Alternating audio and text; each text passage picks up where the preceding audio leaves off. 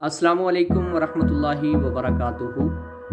تکبیرات تشریق کے حوالے سے چند اہم معلومات لے کر آپ کی خدمت میں حاضر ہوا ہوں۔ تکبیر تشریق یہ ہے: اللہ اکبر لا الہ الا اللہ واللہ اکبر، اللہ اکبر وللہ الحمد۔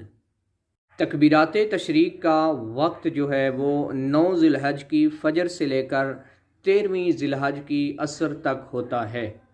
تو 9 ذی الحجہ کی فجر سے ہر فرض نماز کے بعد کم از کم ایک بار تکبیر تشریق پڑھ لینا یہ واجب ہے، اور 3 بار پڑھنا یہ افضل ہے۔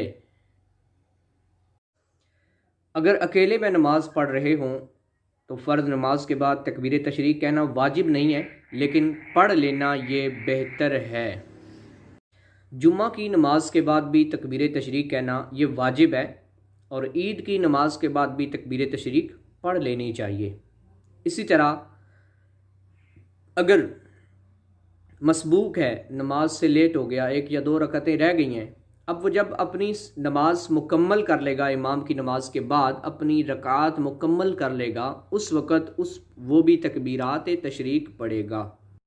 اگر فرض نماز امام کے ساتھ پڑھ رہے ہوں، جماعت ہو چکی ہے اور امام صاحب تکبیرات تشریق پڑھنا بھول گئے ہیں، تو اب مقتدیوں پر تکبیرات تشریق پڑھنا واجب تھا، انہیں تکبیرات تشریق پڑھنا ہے۔ امام صاحب اگرچہ بھول گئے لیکن مقتدی ضرور پڑھیں گے۔